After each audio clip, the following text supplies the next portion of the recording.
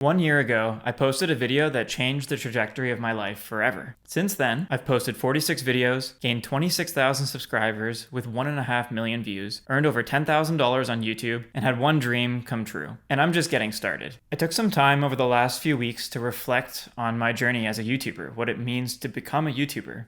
And this journey actually began years ago, well before I started making YouTube videos, while I was still working as an intellectual property lawyer and a patent agent, planning my exit from law. I took some time to analyze my last year on YouTube and identified 5 core principles that I've been trying to live for myself that have enabled me to make YouTube a sustainable system for myself and hopefully for you. Hi, my name is Callum, also known as Wanderloots, and welcome to today's video on my YouTube year in review. A thank you to my supporters and an analysis of the lessons that I've learned over the last year of building a business on YouTube. This video is meant to be a reminder to future me on the lessons that I learned in my first real year of YouTube, but also a message to you, anyone who's interested in learning how YouTube works, how the creator economy works, and what it means to build a business that involves putting yourself out there and how you can do so sustainably, effectively, and in a way that allows you to have, hopefully, nonlinear growth so that it becomes easier and easier as you go. The goal for me when I quit my job as an intellectual property lawyer and a patent agent was to build a system for myself, a business for myself that I could do that was fun, enjoyable, and didn't cause me to burn out along the way. And in line with not burning out and trying to have fun, I've identified 5 core principles that I've been living that enable me to make a sustainable system for myself. This system has enabled me to produce nonlinear growth on YouTube in the sense that it's compounding and growing and becoming easier over time. And I really want to note that these principles are not limited to just YouTube. YouTube has just been my life over the last year. These principles can apply to any kind of business that involve putting yourself out there, that involve considering the strategy of what it means to systemize the process so that it becomes easier over time to prevent burnout while increasing the impact of what you're doing. A quick note that if you find this video helpful, please consider liking, hyping, and subscribing. I am working on making YouTube my full-time career, so any support you can give me is very much appreciated. Now let's take a look at 1 year of YouTube and the lessons I've learned. Principle 1. The first principle is to practice expressing yourself in private to increase self-awareness. When you're publishing content on the internet, whether it's a blog, social media, YouTube, a newsletter, there's an element of putting yourself out there.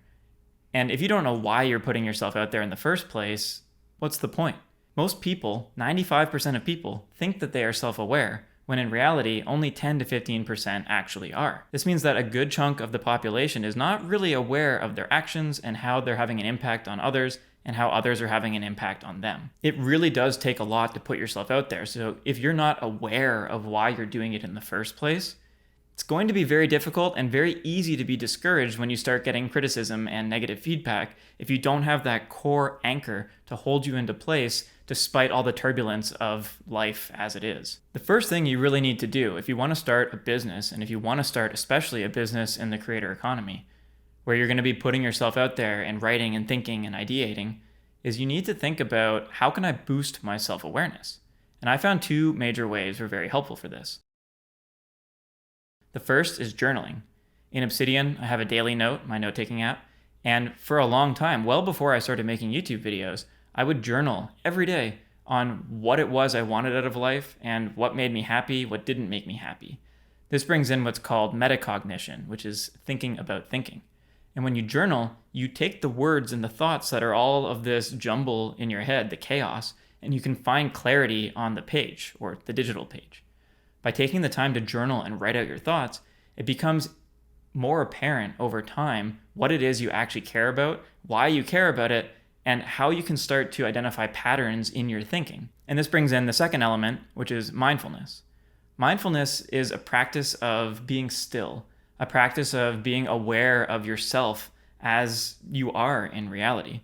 A lot of people get confused about mindfulness, thinking that it's some form of spiritual element, which it may be for some people.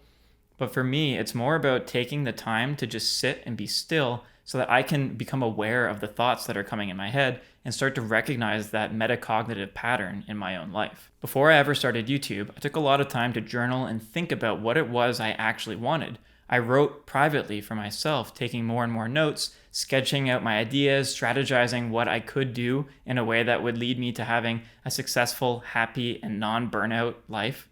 a system for myself where I could actually do this year after year and be passionate about what it was that I was doing. If you're considering moving more into the creator economy or starting a business as a whole, many people are going to ask you why. Most people take the traditional path, and anyone that deviates from that path confuses them. They ask you why over and over and over again. And if you can take some time to practice answering that question, why, for yourself in private before you start sharing with others, it becomes a lot easier to then make the pitch or answer people's question, which then ends up being less turbulent and less negative of an impact on you when you're answering their questions or you're facing criticism. If you can find the words to answer the why for yourself, everything else becomes so much easier moving forwards. Core principle number 2 is to practice pressing publish. YouTube was not a spontaneous decision. It's not something I just jumped into. It was something I put a lot of thought, time, energy, and effort into as I strategized my exit from law and figured out how I could experiment and recalibrate to build a process for myself that would actually allow me to build my dream job. A large part of my philosophy on YouTube has been building in public, sharing what I'm learning as I'm learning it so that you can learn along with me and hopefully speed up your learning process. Learn to express yourself in public. This could be a newsletter, a blog, a digital garden, making videos, posting to social media. It doesn't really matter. What matters is that you're taking the time to actually put yourself out there. It becomes significantly easier the more you do this. The first time you go to press publish, your heart's going to be pounding. You're going to be nervous. I know I still get nervous when I publish videos. I'm a little nervous making this video right now, to be honest. But it has gotten a lot easier the more I do it. The goal here is to find your voice, the what it is that you want to express that matches the why you're expressing in the first place. Sharing in public is very different than writing in private. 99% of people on the internet are consumers, with 1% of people being creators. And there's a reason for this.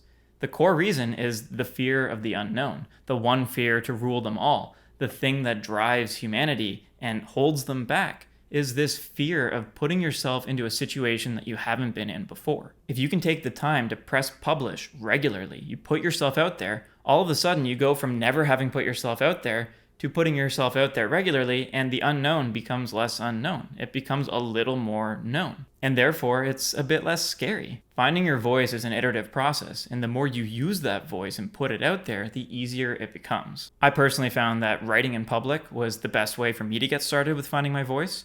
I began a newsletter called Recalibrating when I first quit my job, and I wrote every single week for the entire year an essay where I was tracking Maslow's hierarchy, what it means to be human in the age of AI, and more particularly, what it means to be a happy human.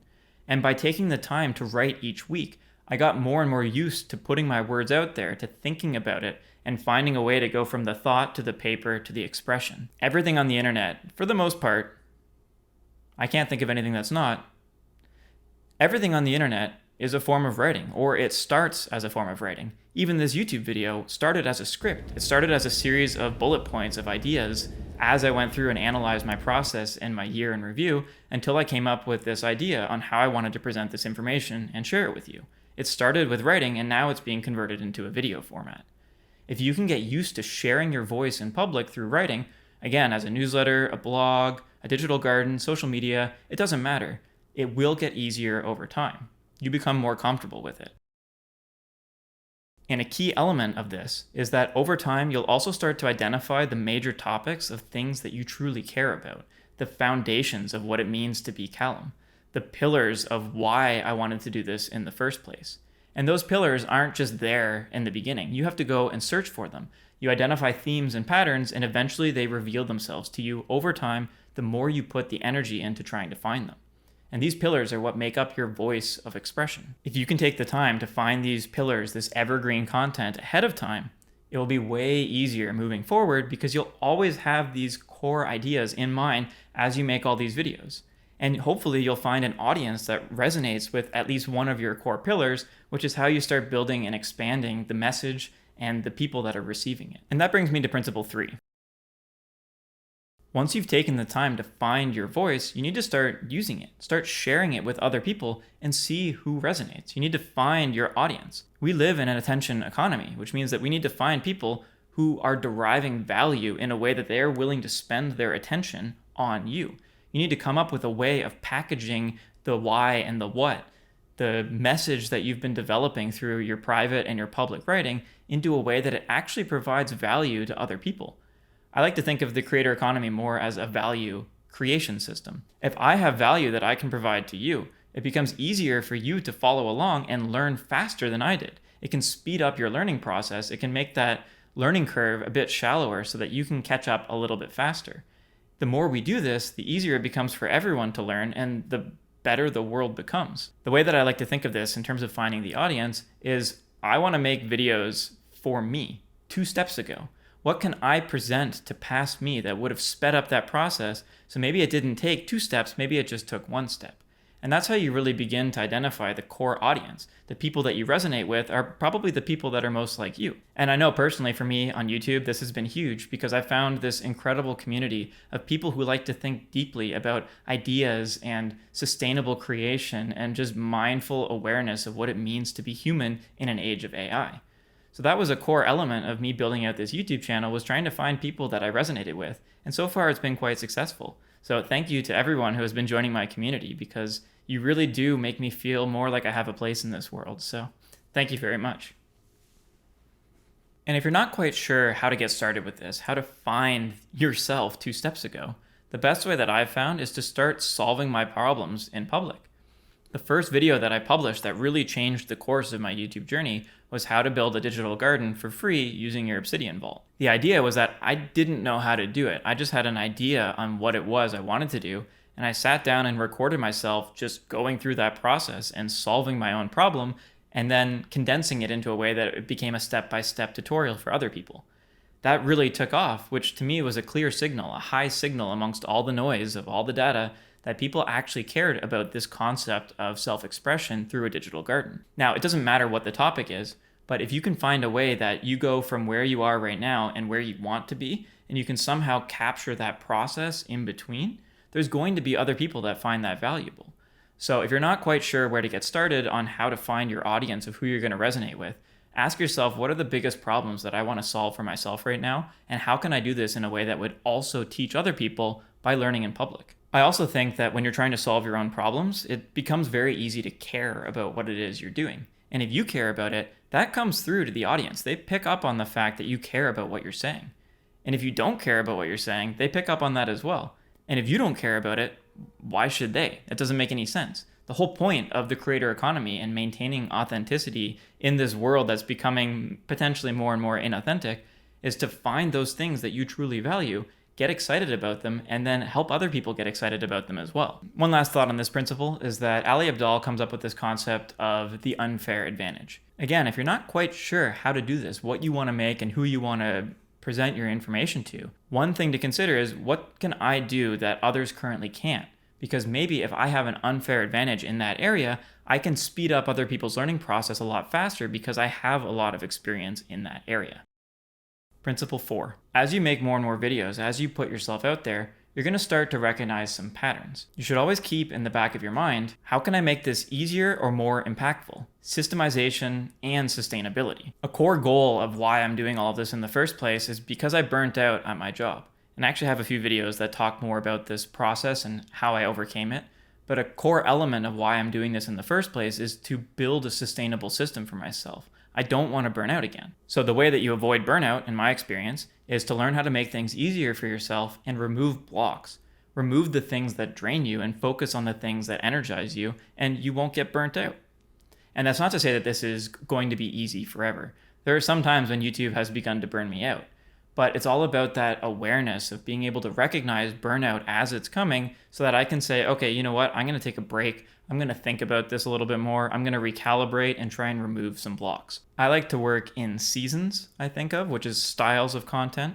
And for example, I have 3 seasons of YouTube so far in my mind. There was the initial series that I started when I was testing out tutorials. Then I got into my recalibrating philosophy series. And now I'm in my 3rd major one, which is tutorials for note-taking, knowledge management, ideation, and AI. So for myself, by grouping the category of content together, it becomes easier for me to do a post-mortem, a debrief on what it is I'm doing, so I can identify what's working and what's not. I can increase more of what is working and reduce what is not working. This, to me, is the ethos of recalibrating and is what leads to sustainable creation. I also think it's very important in modern day to use artificial intelligence as a tool. The goal is not to replace humanity, but to augment it, to take something that maybe would have taken you 10 or 20 hours and use AI to speed it up. So maybe now it takes you 2 or 3. That conserves a lot of energy so you can focus more on what you care about and automate what you don't. I use Notebook LM for this all the time. I'll drop in ideas, voice notes, journals, concepts for different scripts and articles I want to write or videos I want to make. I'll put that all into Notebook LM. I'll download an audio overview, a podcast, and I'll go for a walk and I'll think through, how do I want to make this video? How can I make this easier or more valuable for the audience? So if you can learn how to use AI tools, it really is a growth enhancer. It's a non-linear booster, an augmenter. And the key here is that I'm not just using AI as a standalone tool, but I'm building my notes in my journals and I'm tracking my progress and my ideas and my data over time. And then I'm using AI to help me make sense of that so it becomes a little less draining and a little more valuable for everyone else. Principle 5. So at this point, you know why you're doing this, you know what you're doing, you know who you're doing this for, and you know how you're doing it.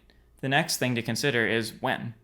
And for this, in my opinion, consistency is key. Consistency leads to compounding. It leads to nonlinear growth. This is the whole 1% better every day concept from Atomic Habits, where if you get 1% better every day for a whole year, you're going to be 37 times better than last year. If you publish one video a week, you're going to be significantly better at pressing publish, at scripting, at ideating, at writing, at making this a system that works for you.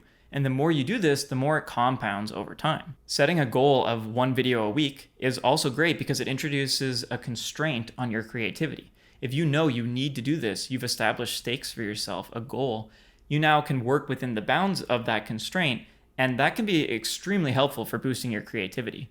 Rick Rubin talks about this in The Creative Act and in many of his podcasts, where actually constraint enhances creativity because it forces you to think outside the box as you're working within it. I think that by setting boundaries about what it is you're trying to do, you reduce scope creep and it becomes easier to make something that's sustainable instead of something that is all consuming. And the more you do this, the more it augments and compounds over time.